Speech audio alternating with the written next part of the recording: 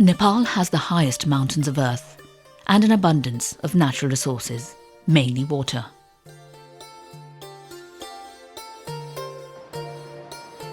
Mountains form the country's northern border, and the reservoirs of snow also feed thousands of rivers that support livelihoods downstream.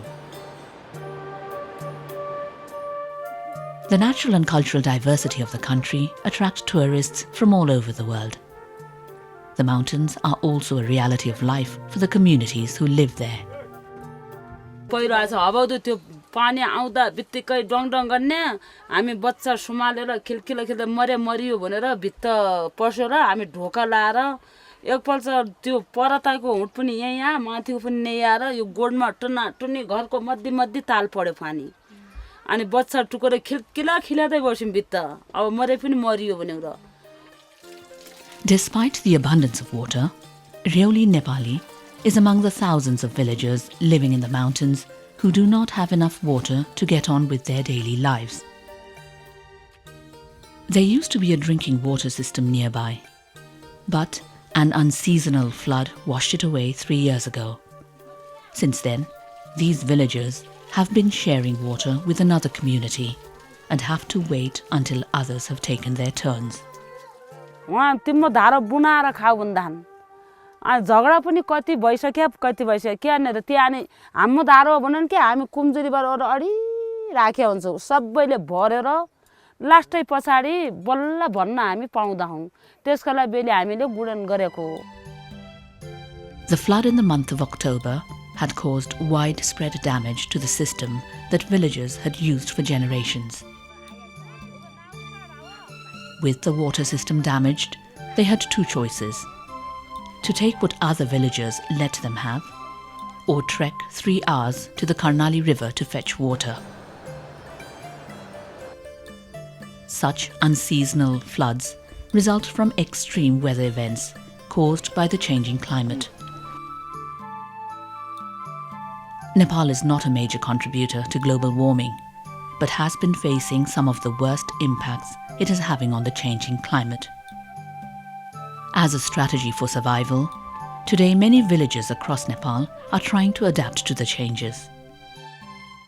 यो अब यो जीवन धस्कन लाग्यो हामी कहाँ जाने बसाइ सर हामी गर्न कम मिल्दैन हामी यही हाम्रो उत्तला तराईतिर गयो भने हाम्रो धुन चाहियो धुन छैन यो बसाइ सर अब कसो गरी उन्ता हान्ने भनिकन मान्छे कुरो पनि गर्छ हुनु त्यसै कुरो गरेर हुँदैन पुग्ने नाइ पुर्याउने कोही नाइ भन्छन् के हाम्रो मान्छे.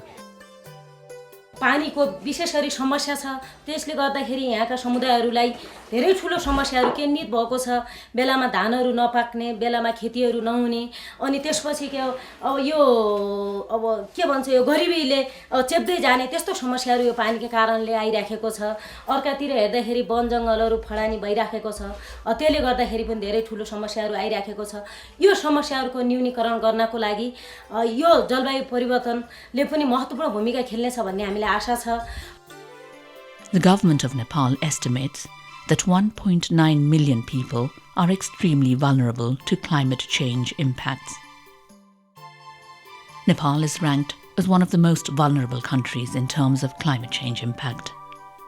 This is already evident in the glacial melt and the receding snow lines.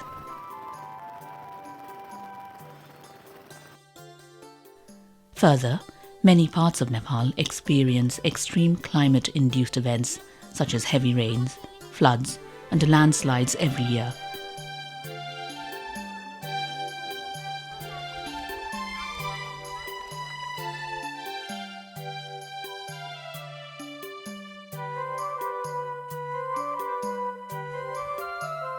These events scrat the fragile ecosystems and make cultivation impossible, forcing many people deeper into poverty. Extreme poverty combined with increasing pressure on natural resources and extreme climate-induced events make up a deadly mix that increases hardships on the local people. The Nepal Climate Change Support Programme, NCCSP, was launched in 2012 to help such villages to cope with the everyday problems that climate change is causing. It seeks to do that by promoting community-based adaptation through integrated management of natural resources. The project began with preparing 70 local adaptation plans for action, or LAPAs, to facilitate the implementation of the National Adaptation Plan of Action, or NAPA. These local plans of action seek to integrate climate change adaptation activities in planning to ensure climate-resilient development. The 100 LAPAs prepared are being implemented in 14 districts of the mid and far western regions. These are also the districts that have been identified as most vulnerable to climate change impacts. The LAPA framework was prepared based on the pilot study project implemented by the Government of Nepal with support from 7 non-governmental organizations. The local adaptation action plans are based on 4 guiding principles: bottom-up, inclusive, responsive, and flexible. In other words, planning begins at the household level, where local needs are captured and contextualized based on interactions between men and women from all social groups. These priorities make up the action plans for the Village Development Committee, VDC level. Local government bodies implement the LAPAs through communities, government agencies, and also as partnerships with non-governmental organizations. The Ministry of Science, Technology and Environment leads the implementation. Jumla जिल्ला चाहिँ यो climate चेन्जको एउटा नतिजाबाट यसको असरबाट प्रभावित भएको छ, प्रतिकूल असर परेको छ र त्यही असर परेको कारण यस जिल्लामा रहेका 30 वटा गाउँ विकास समिति मध्ये अझ बढी भल्नरेबिलिटी भएका लिभलीहुड्समा जोखिममा परेका चाहिँ गाउँ विकास समितिहरूलाई चाहिँ प्राथमिकरण गरेर चालु आर्थिक वर्षमा गत आर्थिक वर्षमा 5 वटा गाउँ विकास समिति भने यो वर्ष चाहिँ थप 3 वटा गाउँ विकास समितिलाई चाहिँ त्यो जोखिमकै आधारमा चाहिँ प्राथमिकरण गरिएको छ र यसबाट के पुष्टि हुन आउँछ भने जुम्ला जिल्ला र खास गरी यहाँका गाउँ विकास समितिहरू जलवायु परिवर्तनको प्रतिकूल असरबाट चाहिँ प्रभावित छन्। LAPA funds are transferred through the government using its funds management system. In fiscal year 2013-14, Nepali rupees 540 million was allocated for implementing the 70 LAPAs in 14 districts. Jewish मार्फत चाहिँ कामहरू चाहिँ अगाडि बढिरहेको छ हैन। जीविसमै जुन हाम्रो पहिले चाहिँ ऊर्जा तथा वातावरण शाखा थियो त्यसले नै अहिले विस्तारित रूपमा चाहिँ जिल्ला ऊर्जा वातावरण तथा जलवायु परिवर्तनको शाखामा चाहिँ विस्तारित गरिएको छ। त्यही अन्तर्गत चाहिँ यो कार्यक्रम हेर्ने र सम्पूर्ण रूपमा चाहिँ जीविसकै जुन खातामा भनौं यो जुन रेड बुक अन्तर्गत आएको कार्यक्रम हो लापा भनेको त्यसरी नै चाहिँ यो कार्यान्वयनको पक्षमा चाहिँ अगाडि बढ्छ। The local adaptations actions now taking place in different parts of the country can be grouped under 6 themes. One such theme is agriculture, livestock and food security, and activities. One such theme can include a number of interventions. मांगरीमा हामीले पशुपालनको कामहरू, कृषि जुन हामीले बिउ बिजनलाई protect गर्ने कुराहरू, त्यहाँ त्यसपछि अब खानेपानीहरूको सञ्चालन खानेपानीका योजनाहरू सञ्चालन गर्ने कुराहरू हामीले गरेका छौं भने रोबामा पनि हामीले कृषिका कार्यक्रमहरू सञ्चालन गरेका छौं जसको अब जलवायु परिवर्तनले पारेको असरलाई न्यूनीकरण गर्न नयाँ प्रविधिबाट कसरी त्यहाँ कृषकहरूलाई त्यो कृषि उत्पादन वृद्धि गर्न सकिन्छ त्यो सिकाउने त्यसपछि जनचेतनामूलक कार्यक्रमहरू पनि छन्। त्यहाँ यो हामीले यो 75 बहुउद्देश्य सहकारी संस्थाबाट सहयोग भएर हामीले बिउ खरिद गरेर किसानहरूलाई वितरण गरेको अनि त्योबाट अहिले बिउ हामीले सङ्कलन गरेर अहिले यहाँ स्टोरिङ भइरहेको छ। हाम्रो 78 जना किसान हुनुहुन्छ। उनीहरूलाई हामी प्रति उनको कति मुरी खेच्छ त्यहाँभित्र पलौडीभित्र एक मुरीलाई हामीले 25 केजीको दरले बिउ वितरण गर्छौं। उनीहरूलाई दिन्छौं। उनीहरूले 25 केजीको दरले बिउ लगाउनुहुन्छ। त्यो लगाएर अनि पछि सबैले लगाएर एकैचोटी खनेर अनि एकैचोटी अनि यहाँ स्टोर गर्ने यहाँ राख्ने बिउ चाहिँ हामीले यहाँ राख्छौं अनि अन्यत्र बिउ चाहिँ किसानले आफूले चाहिँ बजारमा बिक्री गर्नको लागि अब भनौं आफ्नो घर खर्चमा अलिकता गर्नको लागि राख्नुहुन्छ। जस्तै जलवायु परिवर्तन भनेको असर पार्ने महिलाहरू नै रहेछ धेरै जस्तै महिलाहरू न र बालबालिकाहरू न धेरै असर पार्यो भने अहिले हाम्रो जलवायु परिवर्तनको लागि पहिला के हो खडेरी पर्यो जस्तै हैन असर पारेको हाम्रो रोग बिरुवा नहुनाले त असर पर्यो होला हाम्रो पहिला मूलहरू कति पानी थियो अहिले हाम्रो पानीको पनि धेरै खोला नाला काई मूलहरू पनि सुकिसके लापाको कार्यक्रम जस्तै बिगरूपले गरेको हामीले यो नमुना पल्ट तरकारी खेती हामीले अब बनाएतर्फ अब जस्तै हामीले तरकारी खेती गर्छु भनेर पनि हामी सक्छु भनेर पनि गर्यौं सर हैन जस्तै हामीले अहिले यत्रो 4.5 बारी हामीले यत्रो तरकारी खेती गरिसकेपछि खडेरी पर्ने पानी नपरेको कारणले यो घरबारी बगैँचा मा अनि यो थोपा सिँचाइको लागि पानी उ गरेर डरममा हालेर हैन अनि त्यो पानी त्यसै खेडे हाल्नु भन्दा पनि हातमुख धोएको पानी अनि बाटामा रहेको पानी त्यो डरममा हालेर हामीले त्यसरी पाइपहरू दिनुभएको थियो त्यो पानी डरममा हालेर त्यो बोटमा त्यो राख्यौं पाइपको त्यो थोपा पर्ने In some places, the LAPA has helped to restore irrigation systems. कृषि उत्पादन चिजहरू हामी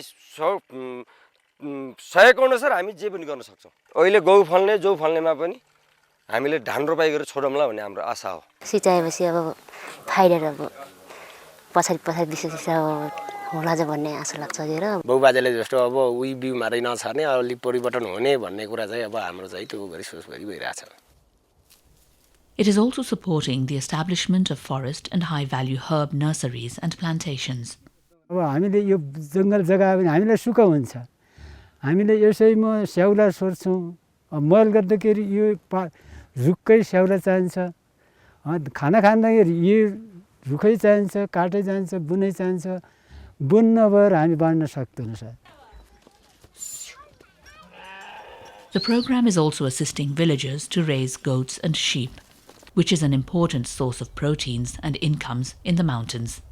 यही मालपाखर बेच्ने छ त्यो गुम्बडीतिर लिँदै अनि बादिया भातबाट गुम्बडीतिर लिने अनि त्यो बेच्ने अनि पैसा गर्ने अनि चामल खाने अनि टालो लाउने उपाय हाम्रो त्यति मात्रै हो sir In the plains, the program is supporting improvements in agriculture, which has meant implementing interventions to resist the impacts of the changing climate.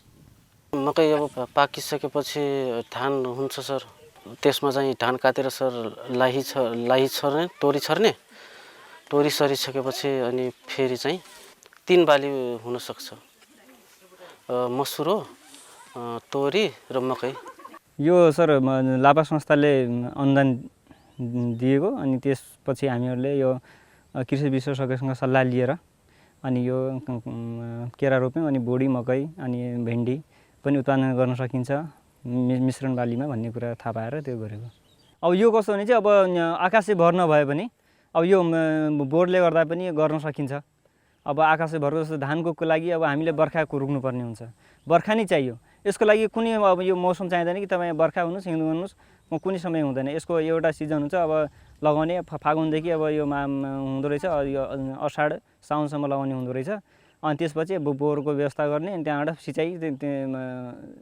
जो जमिनबाट आउँछ त्यो पानीले नै भ्याउँदो रहेछ यो खेतीलाई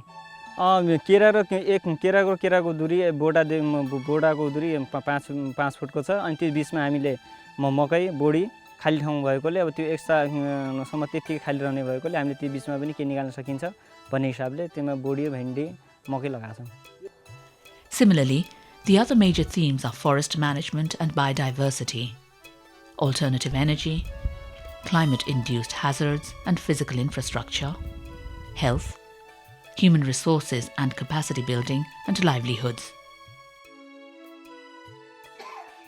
The NCCSP has been successfully establishing the district and village level multi-stakeholder mechanism for LAPA implementation. Strengthening of such mechanisms is key role of the technical assistance. Such mechanisms are also established for the monitoring of the LAPA activities. Nepal is the first country in the world that is implementing the local level adaptations programs. Therefore, what is being done in the Nepali mountains, hills and plains is expected to result in models that could be replicable in other countries. The adaptation process begins and ends in the communities. The interventions begin with building awareness about climate change, followed up by identification of vulnerable families and communities.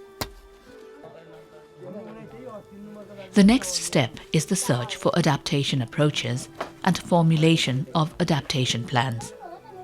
The fifth step is the integration of the community-level plan with that of the local, district and national plans. The adaptation interventions begin once the plans are in place and are closely monitored.